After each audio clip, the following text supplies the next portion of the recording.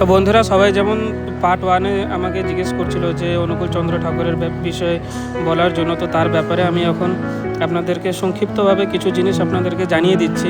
প্রথমত, ওনাকে যুগ পুরুষোত্তম পরম প্রেমময় শ্রী শ্রী ঠাকুর অনুকূল চন্দ্রজি বলা হয়। আর তার বিস্তার কেন বলা হয়, মানে কোন কারণে, সেটাও আপনাদেরকে জানানো হবে। প্রথমত, ওনার জন্ম মানে ঠাকুরজির জন্ম হয়েছিল সেপ্টেম্বর 14 তারিখ 1888 সালে। আর আপনার যে জায়গাটায় উনি জন্মগ্রহণ করেছিলেন, ও জায়গার নাম হলো হিমায়তপুর, পাবনা ডিস্ট্রিক্ট, ইস্ট বেঙ্গলে। আর ঠাকুরজির মার নাম হলো মনমোহিনী দেবী, আর ঠাকুরজির বাবার নাম হলো শিবচন্দ্র চক্রবর্তী।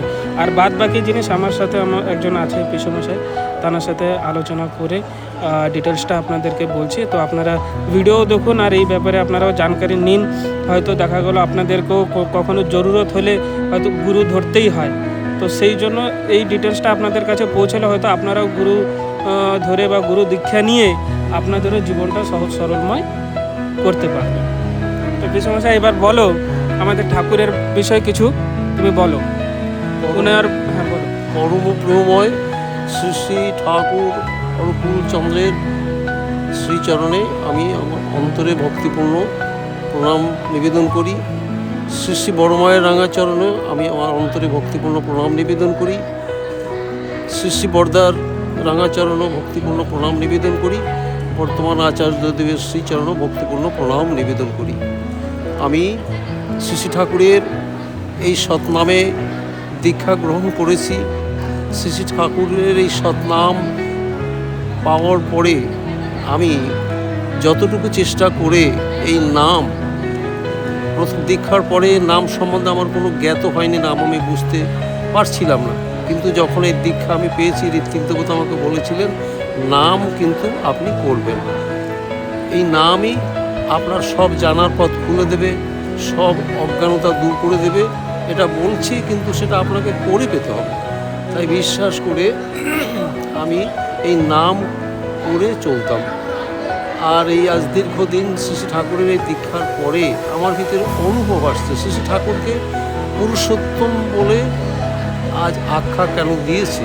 পুরুষোত্তম তিনি, পুরুষোত্তম তো মর্যাদা, পুরুষোত্তম রামচন্দ্র এসেছিলেন দাপর ত্রেতা যুগে, আর তারপরে দাপরে পুরুষোত্তম, লীলা পুরুষোত্তম কৃষ্ণচন্দ্র এসেছিলেন। এদের পুরুষোত্তম বলা, মর্যাদা পুরুষোত্তম শ্রীরামচন্দ্র, লীলা পুরুষোত্তম শ্রীকৃষ্ণচন্দ্র পুরুষোত্তম বলা হতো। তারপরে এই পৃথিবীতে আরও অবতার পুরুষ এসেছেন, তাদের কিন্তু পুরুষোত্তম আখ্যা আমি শুনিনি। যেমন মহাপ্রভু, তিনিও পুরুষোত্তম রূপে, কিন্তু তিনি পুরুষোত্তম আখ্যা তাকে দেওয়া হয় নাই। যাই হোক, বর্তমান এই যুগ সমস্যার সমাধানে তারা, যারা তাকে বুঝেছে, তারাই আখ্যা দিয়েছেন যুগ পুরুষোত্তম। তা পুরুষোত্তম হচ্ছেন সব, তার বাণীতে এটা তিনি বলছেন যে সব সত্তারই আপুরীয়নী। পৃথিবীতে যত সত্তা আছে, জীবজগৎ থেকে, তৃণলতা থেকে, এই সব সত্তারই আপুরীয়নী পুরুষোত্তম তারই বলে। ব্যর্থ হলে তোমার জীবন সার্থকতায় ধরেন তুলে। শ্রী শ্রী ঠাকুরের বহু বাণীর মধ্যে এই একটি বাণী। তো আমরা তাকে বিশ্বাস করি কি দিয়ে না, আমাদের এই যখন সমস্যার সমাধান সংসার জীবনে আমরা পাই, তখন এতটুকু বিশ্বাস আমাদের তার প্রতি হয়ে যায়। যেটা কি বর্তমান আমি আমার অনুভূতিতে বলছি, যে দুটো লোকের সমস্যা হয়, ঝগড়াঝাটি হয়, একটা বাদ বিতণ্ডা হয়, তার মধ্যে দিয়ে এই দুটো মানুষকে বোঝাতে গেলে পরে কি দিয়ে বোঝাতে হয়, একটা সত্য রাখতে হয়। তো এই সত্যটা হচ্ছে এই জিনিস, দুজনেই ঠাকুরের দীক্ষা গ্রহণ করেছে, তাদের এইটাই বোঝাতে হচ্ছে তোমরা বিশেষ করে নাম করো। এই নামের দ্বারা তোমাদের ভিতরে যে অহংকারটা আছে, ক্রোধটা আছে, অভিমানটা আছে, এটাকে আস্তে আস্তে তোমরা বুঝতে পারবে যে কোন কথায় কেন তোমরা এই বাদ বিতণ্ডায় এলে। মানুষের ভিতরে থাকে অভিমান, থাকে অভিযোগ, থাকে অহংকার, সমস্ত থাকে, কিন্তু প্রকৃত মানুষের চলাটা তো তা নয়।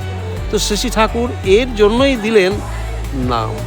নাম এমন একটা পাওয়ারফুল জিনিস শ্রী শ্রী ঠাকুর এনেছেন এই যুব সমস্যার সমাধানে।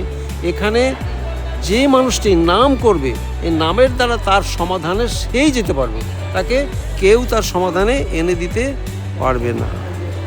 তাকে বুঝালেও সে বুঝতে চাইবে না, কিন্তু প্রকৃতপক্ষে তার অন্তর থেকে সে যদি নামই করে থাকে তাহলে সে অনুভব করবে, এই নাম করতে করতে তার ভিতরে সরলতা আসবে, তো গিয়ে সে বুঝতে পারবে। তাহলে সমাধানটা ওই নামের মাধ্যমে, দীক্ষা, সদ্গুরু রূপে পুরুষোত্তম তিনি এসেছেন, তার সদ্দীক্ষা গ্রহণ করার পরে ওই নামের দ্বারাই মানুষ ধীরে ধীরে পৃথিবীর লাখো লাখো মানুষ ওই অন্তর্দ্বন্দ্ব থেকে, তার সমস্যা থেকে সে মানে শান্তির রাজ্যে পৌঁছেছে বলে ঋষিদের ভাষায় তাকে সেই পুরুষোত্তম বলে নমস্কার প্রণাম করছে। এখন সমস্যাটা বিশেষ করে কি না, বর্তমান যুগের সমস্যাটা এই দাঁড়িয়েছে, প্রত্যেকটি ঘরে ঘরে পিতা পুত্রের সমস্যা, স্বামী স্ত্রীর সমস্যা, ভাই ভাইয়ের সমস্যা, বাড়ি ঘরে সমস্যা, পাড়াপড়শির সমস্যা, স্কুল কলেজে ছাত্র শিক্ষকের সমস্যা, হাটে বাজারেও সমস্যা, সব জায়গায় প্রায় দেখতে পাচ্ছি সমস্যা। কিন্তু এই সমস্যাগুলি নূতন কিছু নয়, এটা নূতন সমস্যা কিছু নয়, পূর্বে এরকম ছিল। তো পূর্বের সেই যা ছিল সেগুলি কি করে তারা সমাধান করেছে সে কথা আমি জানি না। বর্তমানে আমি দেখেছি যে আমার ঘরে এই যে স্বামী স্ত্রীর যে বিতণ্ডা হয়, অভিমান হয়, ক্রোধ হয়, এটা কেন হচ্ছে? অজ্ঞানতা। তো এখানে যখন স্বামী স্ত্রী বলছে দেখো তুমিও তো ঠাকুরের নাম করো, আমিও ঠাকুরের নাম করি, তাহলে এই বোঝাপড়াটা আমাদের কেন ভুল হলো? এর ভিতর দিয়েই সহজভাবে তখন ওই নামের ভিতর দিয়ে স্বামী স্ত্রী তাদের একটা আনন্দের রাজ্যে তারা পৌঁছে যাচ্ছে। সত্যিকার ওটা আমাদের ভুল হয়েছে। তারপরে আজকে সারা ভারতবর্ষ জুড়ে যে সমস্যাটা দেখতে পাচ্ছি, যে মানুষে মানুষে হানা কাটা ইত্যাদি ইত্যাদি, এটা কি প্রকৃত মানুষের কর্তব্য? তা তো নয়। কিন্তু এটা কেন হচ্ছে না, এই যে এই সন্তান সন্ততি আজ ভারতবর্ষের ভিতরে বা বাইরে, যেখানে আজকে এই যে সন্তানাদি আমরা যারা মানুষের জন্মগ্রহণ করেছি, এই কারণটা কিন্তু আমরা হাত দিই যে প্রকৃত আমি যে মানুষে এসেছি, আমি ছিলাম কোথায়? আমাকে কে এখানে নিয়ে আসলো এই ভূমণ্ডলে? কে আমাকে এই আলো দেখালো? তো তখন আস্তে আস্তে অনুভব করছি যে পিতা মাতাই হচ্ছে সেই আলো দেখানোর পথ। তো সেই বাবা মায়ের চিন্তাধারাটা কী ছিল, এইটা শ্রী শ্রী ঠাকুরের সদ্দীক্ষার পরে অনুভূতির দ্বারা এটা আস্তে আস্তে আসছে যে ওর ঘরে একটা ছেলে ভালো হলো, আমার ঘরে একটা ছেলে কেন খারাপ হলো? ওর ঘরে একটা মেয়ে ভালো হলো, আমার ঘরে কেন খারাপ হলো? দেখা যাচ্ছে ভালো যা রয়েছে সে কিছু তার কর্ম ভালো করেছে, সেটাকে দেখা গেল যে শ্রী শ্রী ঠাকুরের এই সদ্দীক্ষা, সৎ নাম, সৎ মানে ব্যবহার, এগুলি সে সঠিকভাবে করেছে। সে কিন্তু অতটা পাত্তা লাগায়নি, কিন্তু আস্তে আস্তে ওই করার ফলটা তার সংসারে প্রবেশ করে সন্তান রূপে এসেছে। আমরা যারা করিনি তারা ওই উপরে উপরে মানে বিভিন্ন সম্প্রদায়ের বিভিন্ন ধর্মের এইরকম কথা শুনে শুনে আমরা ওই যা করেছি তাই পেয়েছি আজ আমাদের ঘরে। ধর্মটা আমরা ভেবে নিয়েছি যে ঠাকুরের ওই হরিকীর্তন বা পোশাক পরিচ্ছদ এরকম করে কিছু একটা আভরণ দিয়ে ধর্মটাকে পালন করা যায়। কিন্তু শ্রী শ্রী ঠাকুর বলছেন এরকম কোনো আভরণ দিয়ে ধর্মকে প্রতিপালন করা যায় না। ধর্ম হচ্ছে ধাতু, তুমি যাকে ধরে রাখবে সে তোমাকে ধরে রাখবে, ইহাই ধর্ম। তো আমি কাকে ধরে রাখবো? আমি যদি সৎকে ধরে রাখি, এবং সৎ হচ্ছে কি না, সৎ হচ্ছে অস্তিত্ব বিদ্যমানতা। সৎ, এই সতের ভিতরে থাকে অস্তিত্ব। আমার যে জীবন, বাস্তবে যে বায়ুভূত আমার যে মানে জীবন, আমার ভিতরে যে বায়ু ব্রহ্ম ঘুরে বেড়াচ্ছে, এই বায়ু ব্রহ্মের অস্তিত্বটা হচ্ছে সৎ। এখানে কোনো মিরাকেল নেই। তো সেই সৎ অস্তিত্বের প্রতীক হচ্ছেন যুগে যুগে তিনি, না যিনি এই মানুষকে ধরাধামে প্রেরণ করেছিলেন। বায়ু ব্রহ্ম রূপে প্রত্যেকের অন্তরে তিনি বিরাজ করে আছেন। এটা এই রাজ্যতে একটু শান্তি, একটু প্রীতি, প্রেম, ভালোবাসা যদি না আসে তাহলে এই কথাকে বোঝা যাবে না। যেমন সোনার দোকানে গেলে যেমন সোনা পাওয়া যায়, চালের দোকানে গেলে চাল পাওয়া যায়, কাপড়ের দোকানে গেলে কেমন কাপড় পাওয়া যায়, এই ধর্ম কথা বা মানুষের বাঁচা বাড়ার কথার একটা প্লট থাকে, যেখানে মানুষ সে শান্তির কথা শোনে। যার জন্য গুরু সেই প্লটটা করে দিয়েছেন। সেটা কি না, তুমি বিধিমাফিক তোমার জীবনটাকে রক্ষা করতে গেলে একটা সময় তুমি অন্তত নির্দিষ্টভাবে বসো, তার দেওয়া যে নাম, তার দেওয়া যে কর্ম, এগুলি তুমি তোমার ওই কর্মের ভিতর দিয়ে এইটাকে পরিপালন করো। আর সেই পরিপালন করাটাই কিন্তু বিধান, বিধি, ওইটাই তোমাকে ধরে রাখবে। তুমি যে ভালোটা করবে ওই ভালোটাই তোমাকে ধরে রাখবে, এবং সেই ভালোর ভিতরে তোমার এই ফিজিক্যাল বডি সুস্থ থাকবে।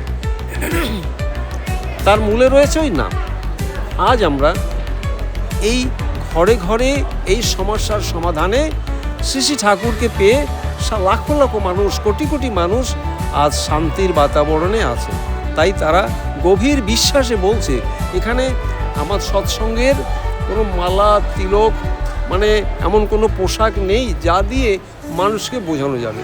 শ্রী শ্রী ঠাকুর বলছেন, তুমি তোমার সত্তা দিয়ে, তোমার ব্যবহার দিয়ে, তোমার চলন দিয়ে তুমি মানুষকে বোঝাও যে তুমি একটা মানুষের বাঁচা বাড়ার পথ, তুমি একটা মানুষকে ভালোবাসো, মানুষের সুখ দুঃখের সাথী আছো, এটা তুমি তোমার ব্যবহার দিয়ে তুমি বুঝাও।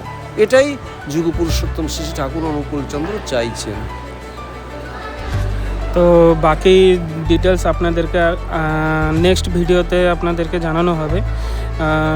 অনেকে শ্রী শ্রী ঠাকুর অনুকূলচন্দ্রের ব্যাপারে অনেক কিছু কথা বলে, যে শুধু স্থগিত করতে হয়, পয়সা দিতে হয়, সেটা কোথায় গেল, কী বৃত্তান্ত, সেই সব জিনিস ডিটেলস আপনাদেরকে বলবো। আর আপনারা যদি এই জিনিসটা না দেখলে কিন্তু আপনারা জিনিসটাকে বুঝতে পারবেন না। তো বাদ বাকি ডিটেলস আর একটা নেক্সট ভিডিওতে আপনাদেরকে জানানো হবে।